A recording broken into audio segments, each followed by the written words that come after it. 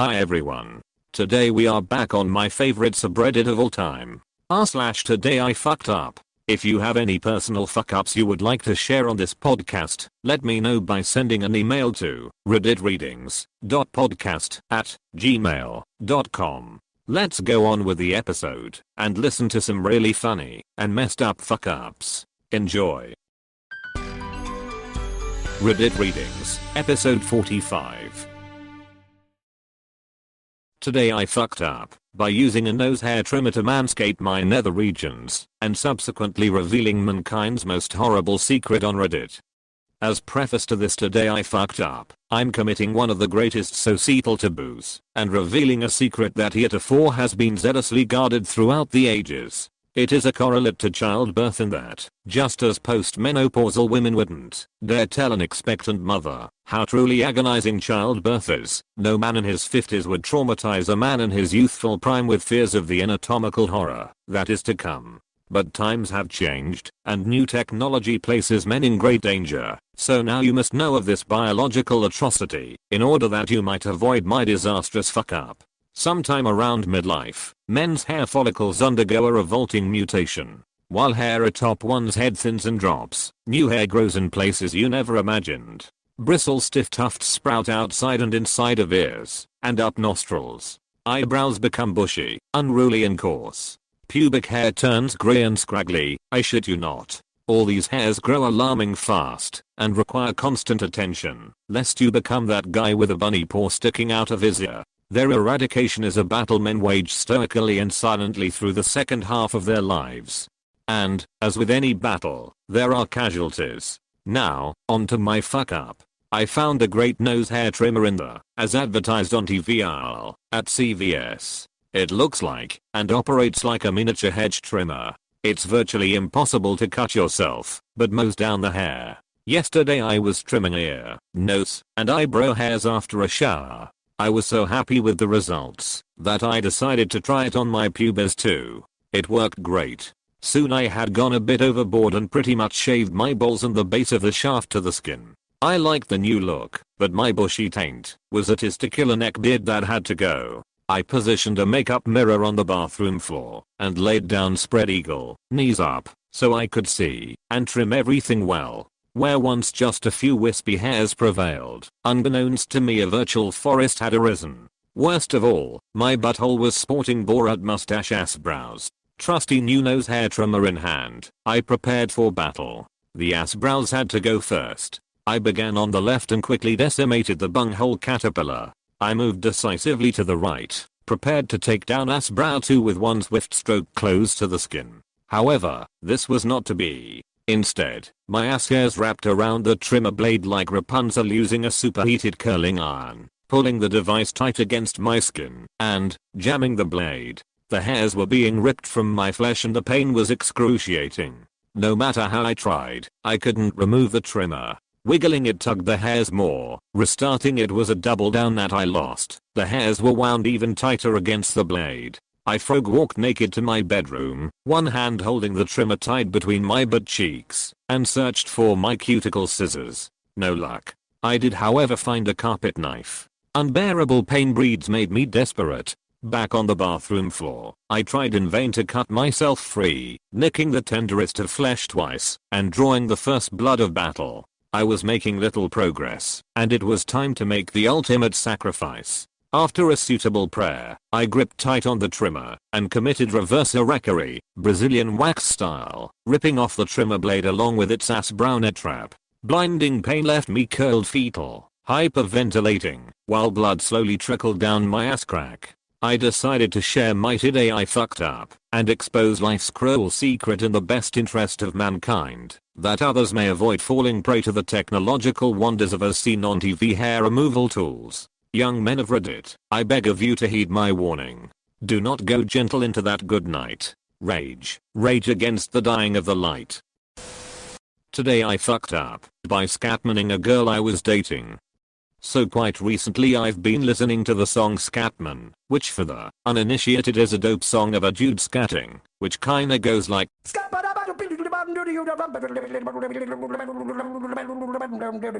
And then he says, I'm a Scatman. So I couldn't get this song out of my head for the past couple days.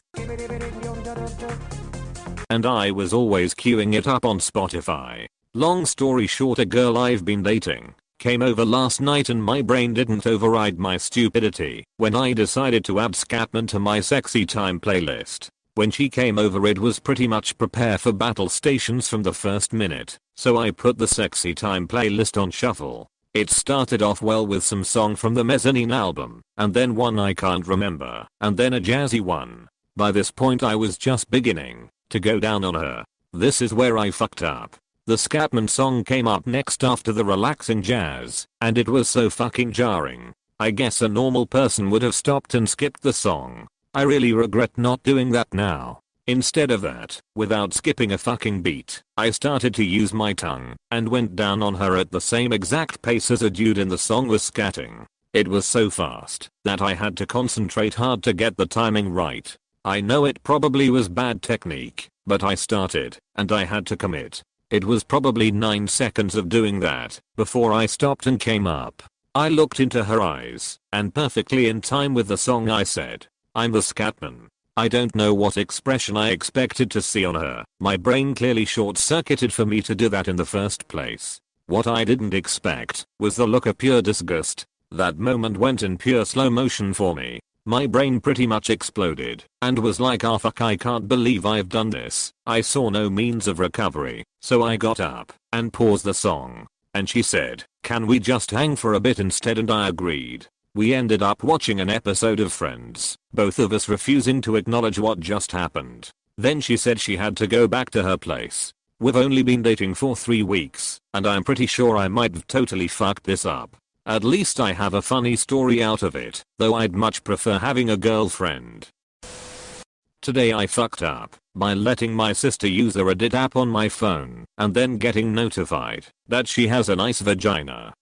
My sister's battery was dead, and so she asked if she could log into Reddit on my phone to check if she had a reply from a for hire post. She took my phone, logged in and sent a few messages, and then logged out and gave me my phone back. The today I fucked up started around 20 minutes later when I started receiving notifications from Reddit for posts that I can't remember visiting. They were also NSFW, so I went to the bathroom for some privacy to see what the posts were about and to turn the notifications off. The notifications were messages and comment replies from a NSFW amateur subreddit. Curiosity got the better of me, and upon clicking onto the post, there was my younger sister naked. I immediately closed it and decided to log out of her account, but realized her account wasn't logged in. It's some sort of bug with the Reddit app that causes me to receive notifications for an account that has recently been logged in on my phone. The notifications are still coming through thick and fast, and I've since realized my sister is quite a popular amateur pornster on Reddit, and I wish that I never found this out.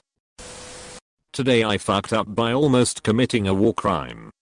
Obligatory, not today. This was about 10 years ago. I started doing stand-up when I was in the army, in Afghanistan. Actually, I started telling stories around the fire at night, but eventually started doing shows in the chow hall, or during talent shows, if we were on a bigger base at the time. It wasn't uncommon for me to do so badly that I lost people during these shows. I even had a platoon up to go on patrol early, rather than watch my whole set. I was less fun than possibly dying. I wanted to get better, so I ordered a book and started working on trying to improve crowd work, talking to the audience, and being more physical. I figured if I could make the interpreters laugh with the language barrier, I'd be on my way to being a better comic. During our next patrol, we detained several suspected Taliban fighters. We needed to keep them on our base until they could get picked up by intel people, so we needed to watch them for 2 days. I thought the idea of a literal captive audience was too good to pass up and basically tried to do crowd work and run bits by them in an incredibly animated manner.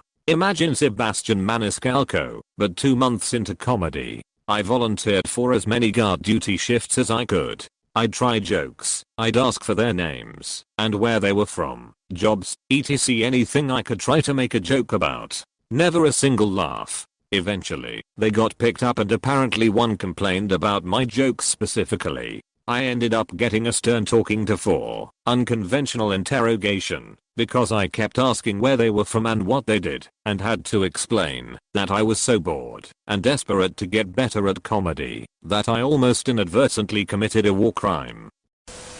Today I fucked up. My wife nearly died during the birth of my son 3 months ago. He was born very premature and he's had some physical challenges. We took him on his first flight and he was really well behaved. What did I choose to watch? Finding Nemo. Very stupid choice.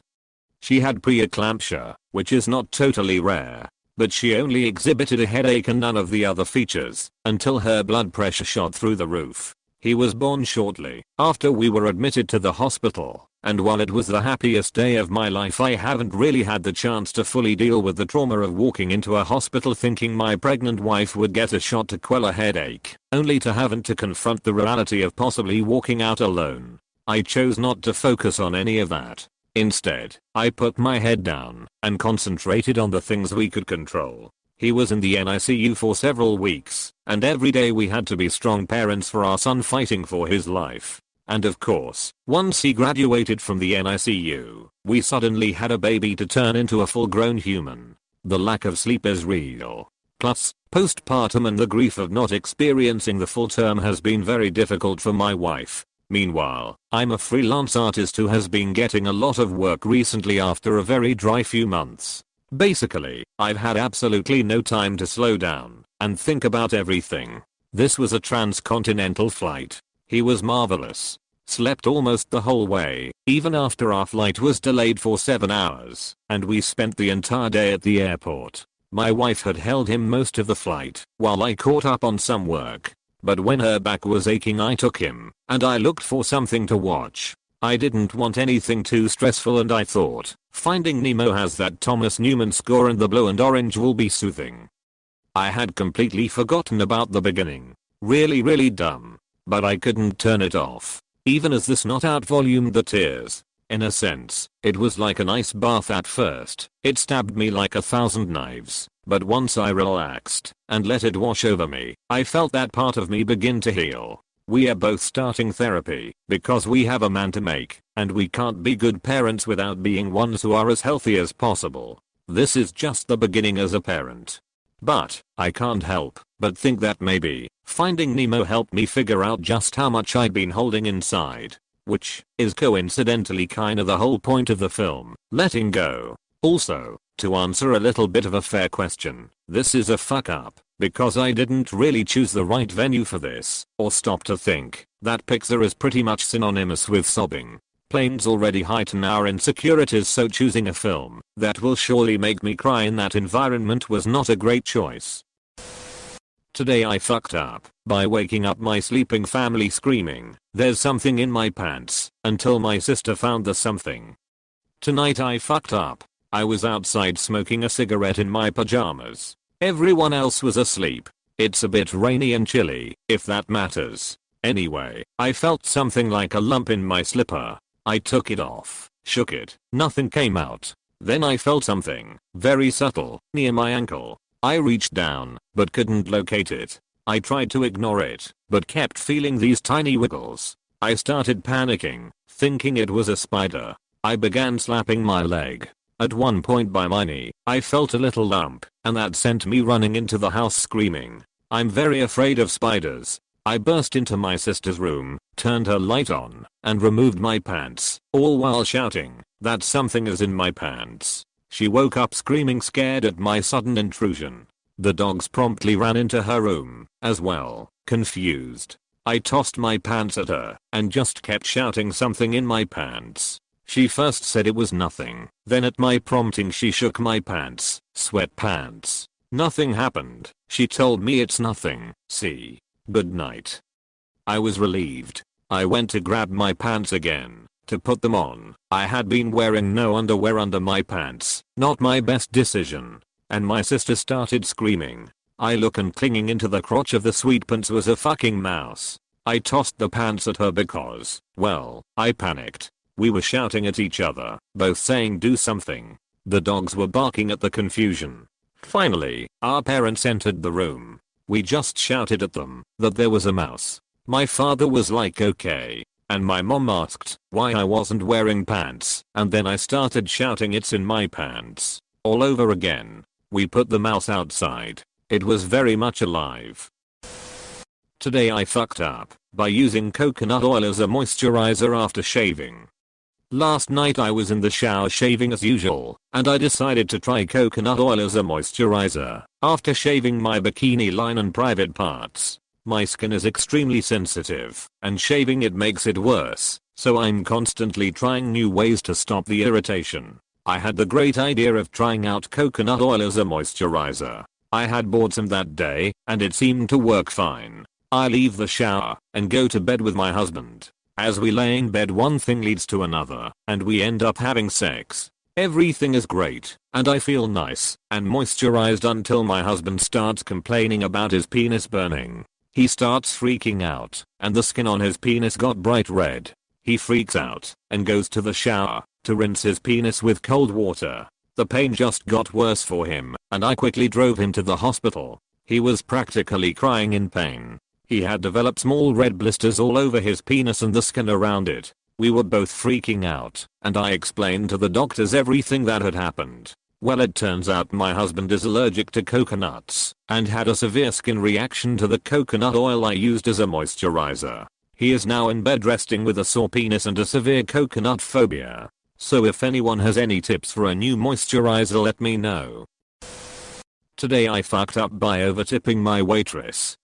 I got an early Christmas card with a $50 bill in it. I put the bill in my wallet until I could get to the bank in a couple days. On my way home, I stopped at a sit-down restaurant and tipped my waitress with a $5 bill. You know where this is going, don't you? The waitress was surprised and very happy and thankful, which I thought was a bit over the top for what amounted to about a 30% tip. Comes time to deposit the $50 and guess what? It's nowhere to be found. After puzzling for several days over where I might have put it, the neurons fire, the connection is made, and I realize that I had to have given it to the waitress, which would explain her reaction. Well, shit. I hope she really needed it, and I hope it was a blessing, but all I can think is I'm a dumbass. Today I fucked up by accidentally ghosting great first date. So last week I was in Korea and spontaneously decided to download Tinder a day before I was supposed to leave, since I had no plans that day. Luckily I found a guy who was willing to meet up with me that day and we planned to meet for dinner in Seoul. Then he told me he actually had plans at night, but was willing to meet up for coffee. I agreed and we end up meeting a few hours later to grab a coffee. He pays for my drink and immediately we connect and talk for a very long time. He was super sweet and very attentive throughout the whole date. I was surprised that we shared many similar interests. He promised that when I visit Korea again, he'd show me around and made tentative plans. He repeatedly told me he wanted to meet again, which I took as a sign of interest. Since I was returning to Japan, I had no intention of continuing to use Tinder, so I asked for another way to contact him. Since we were in Korea, I figured he would have Kakao Talk, a Korean messaging app, so I suggested that I should add him on Kakao. First big fuck up. I added him on Kakao through his QR code, despite never using the app before. Then sent a quick hi message and closed the app. After that, I forgot about it, and we quickly went back to chatting and banter. Eventually, it came around time for dinner, but neither of us wanted to leave early, and since he had his commitment at 9 PM, he suggested we walk around and grab dinner. I agreed and we walked around the streets of Seoul to find a place to eat. We settled for street food and talked over dinner. This time, I paid for the meal as a thank you for the coffee, and we head back to the station. But since neither of us wanted to depart, we made one last pit stop, and he decided to show me a Korean bookstore. We were supposed to end the date at 7 PM, but we kept on pushing it back as we found new things to discuss, until it reached almost 7:30. It was finally time to go, so we walked to the station together. He told me that he was very lucky to have met me, and that I should call him when I reached my hotel safely. We agreed to keep in touch online. We depart and I get on the train. My hotel was 1 hour and 30 minutes away by train, So 45 minutes in, I decided to spontaneously delete Tinder. Since I had this guy on Kakao, it shouldn't have been a problem to delete Tinder, right? Second fuck up. When I finally reached my hotel around 9 PM, I decided to open up Kakao Talk and message him. I look at our chat log, and it was empty. I remember thinking weird. I thought I messaged hi earlier, but I quickly dismissed it and tried to send another message. It didn't go through. So I tested another message, and it didn't work. Turns out, I'm partially banned from Kakao Talk because the number one registered with isn't associated with a carrier anymore. This means I can't send messages unless they send the first message. I quickly go into panic mode and try to contact him through other means. However, I deleted my Tinder account, which was my main way of contacting him. So I thought that maybe I should make another Kakao account with my Korean number and contact him through there. So I uninstall and reinstall Kakao Talk and create a new account.